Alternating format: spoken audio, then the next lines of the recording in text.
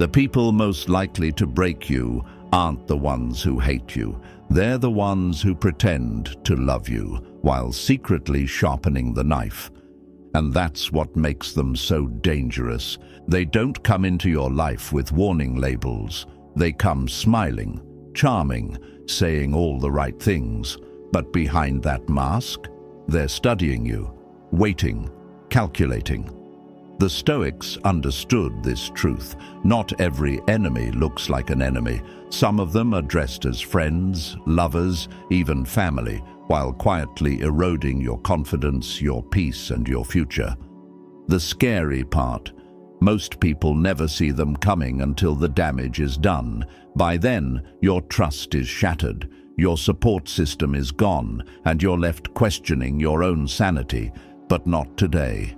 Because today, I'm going to show you 5 warning signs that expose these hidden predators for what they are.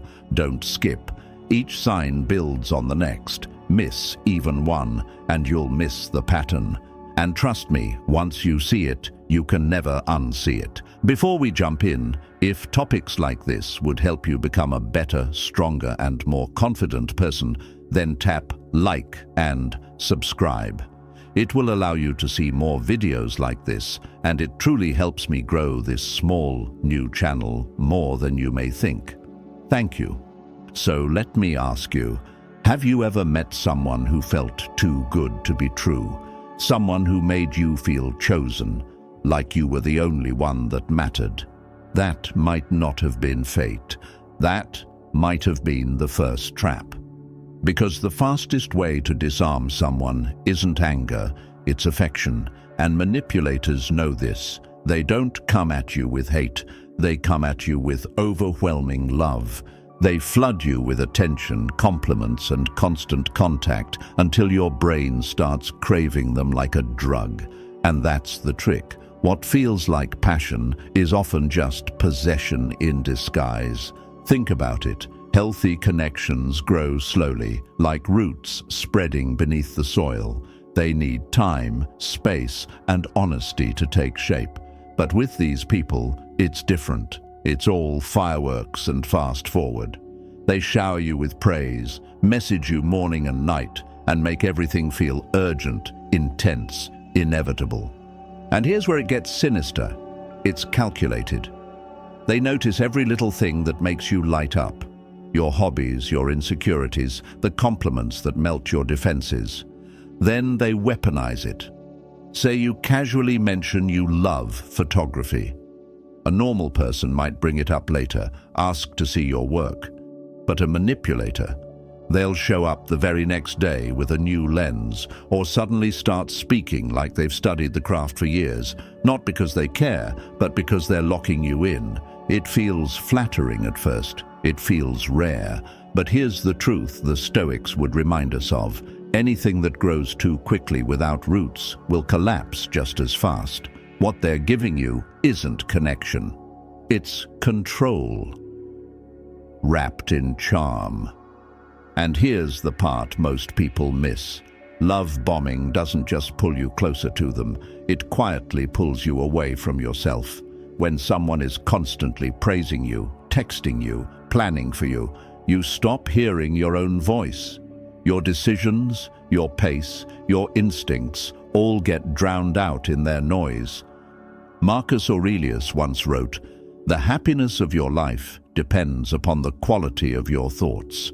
But in the hands of a manipulator, your thoughts stop being your own. They hijack your mind with flattery until you forget to question why it all feels too good to be true. And once they know they have you hooked, that's when the real control begins. Because after the flood of charm comes the drought of isolation. And it doesn't start with commands. It starts with whispers, a sly remark about your best friend, a subtle dig at your family, a raised eyebrow when you mention someone who truly supports you. At first, it feels harmless, almost protective. Are you sure she's really happy for you? Your brother seemed a little jealous, don't you think? These aren't accusations, they're seeds. And you, without realizing it, become the soil. You start questioning what you used to know for certain. Did my friend mean that as a compliment or an insult? Was my family proud of me or quietly judging me? Every positive memory gets painted over with suspicion. And the manipulator, they become your safe place, your confidant, the one who nods with sympathy as you vent, while secretly pulling you further away from the people who love you most. It's not an accident, it's engineering.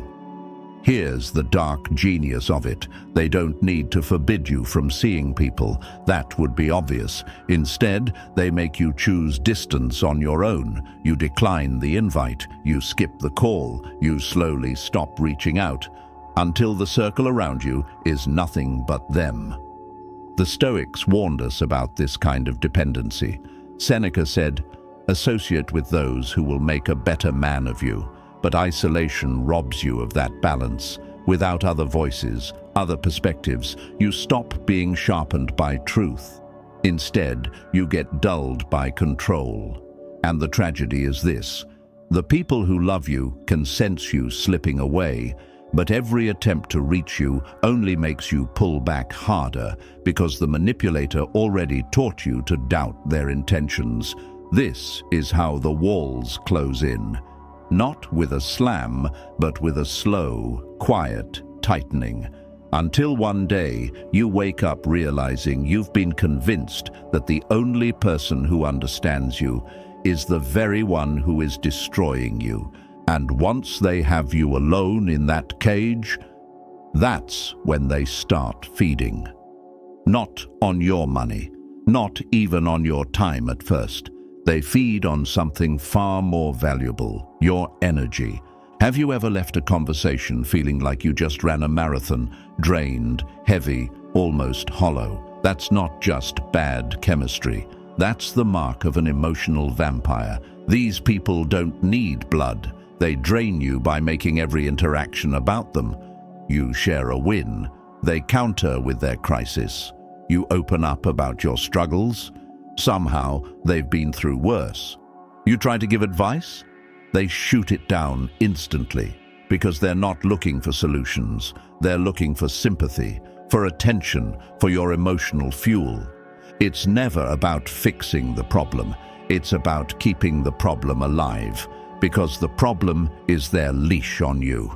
And notice the timing. It's never random. Their car breaks down the night you finally made plans with old friends. Their emergency hits the morning of your biggest work presentation. Their breakdown happens right as you're starting to feel joy again. Coincidence? Hardly. These crises are tests, constant little experiments to see how much control they really have over you. And here's the part that twists the knife. The moment you set a boundary, you're branded as selfish. Say you're busy, and suddenly you don't care. Suggest therapy, and you're judgmental. Take an hour too long to respond, and you're untrustworthy. Meanwhile, when the tables turn, when you need support, they vanish. They're too busy, too stressed. Or worse, they listen for 30 seconds before hijacking the conversation. "Oh, that reminds me of my situation." And suddenly, it's back to them. Always back to them. The Stoics would call this slavery, not of chains, but of your own compassion being twisted into a cage.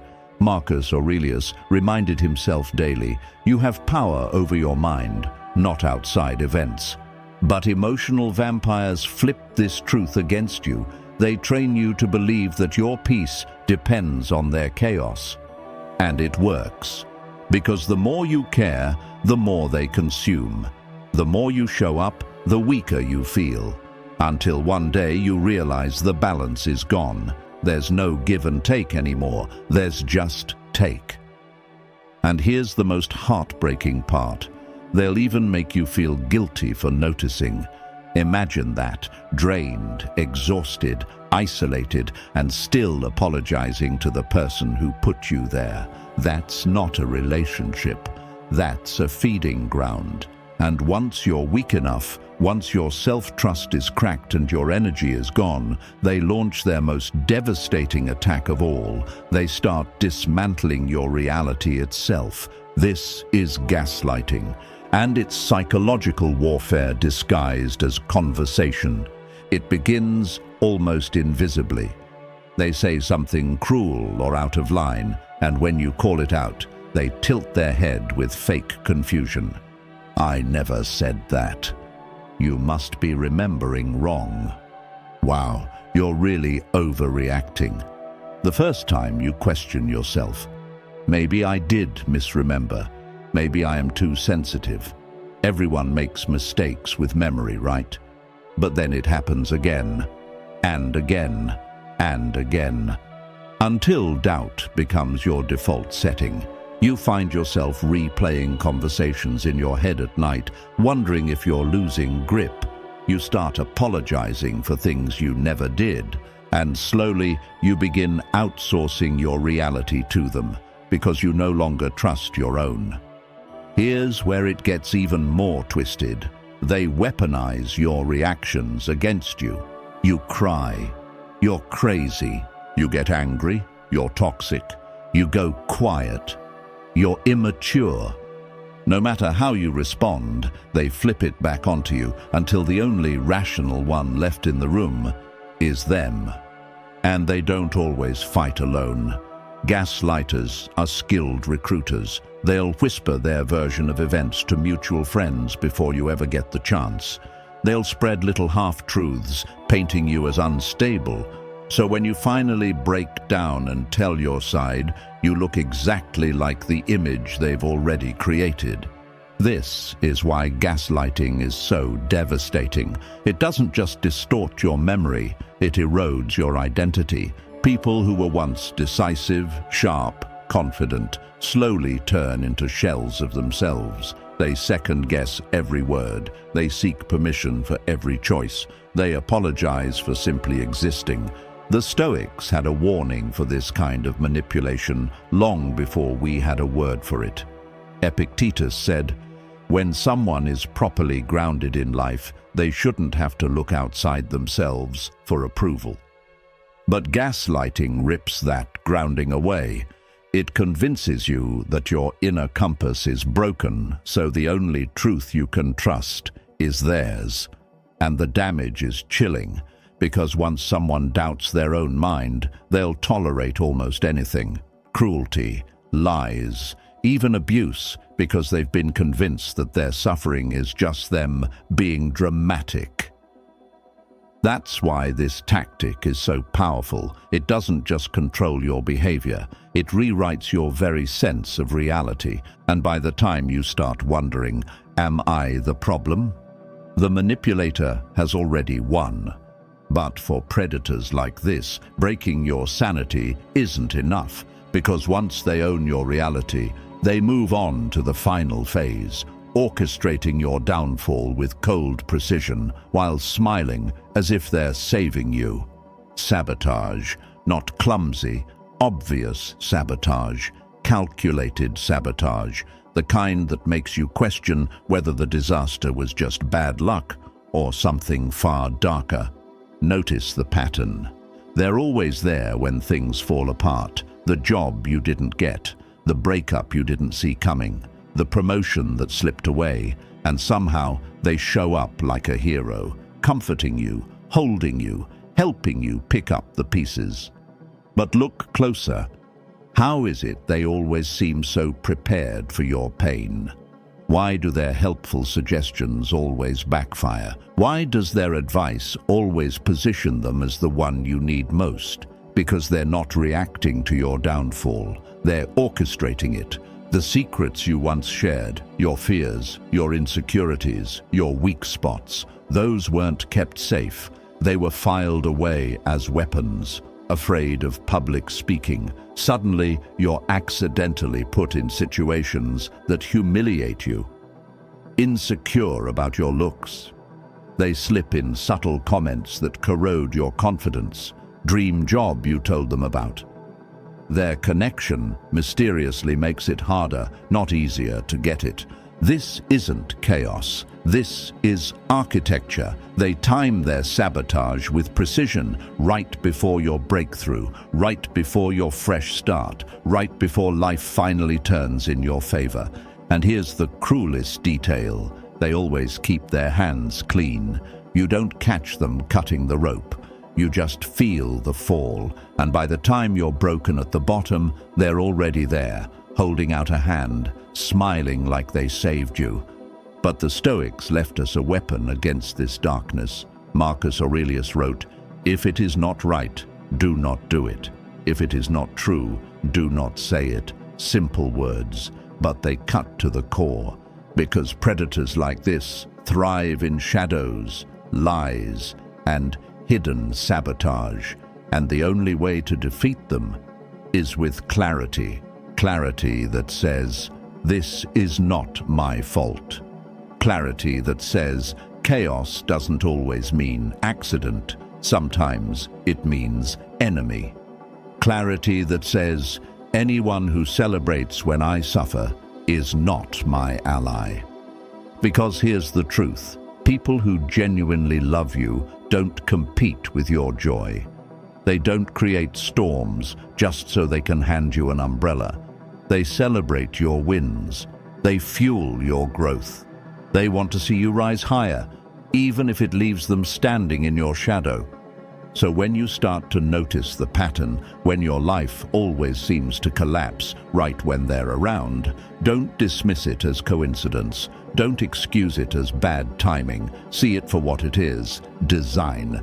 And once you see it, you have a choice. You can keep playing their game, or you can walk away, reclaim your peace, and prove what the Stoics always knew. No one can chain your soul unless you hand them the key. So let's pull this together. The predators of this world reveal themselves in 5 ways. They overwhelm you with charm. They isolate you from your circle. They drain you of energy. They shatter your grip on reality. And finally, they sabotage your future, all while smiling like your savior. See the pattern, and you see the trap. Ignore it, and you become the prey. But here's what the Stoics would remind you. Your power is not in controlling them. Your power is in controlling you, your choices, your boundaries, your clarity. That's where your freedom lives. So trust your instincts. If someone's presence in your life leaves you weaker, smaller, and doubting yourself, that's not love. That's not friendship. That's not family. That's a cage. And cages are meant to be broken. Now you have a decision. You can keep giving your energy to people who secretly sharpen the knife behind your back, or you can step into the kind of life Marcus Aurelius described, one where your peace comes from within, untouched by the games of others. Choose peace, choose clarity, choose freedom.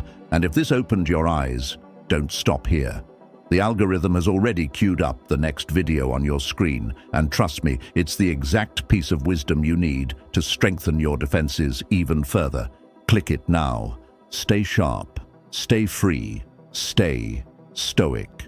And if you are still here, remember to like and subscribe before you go.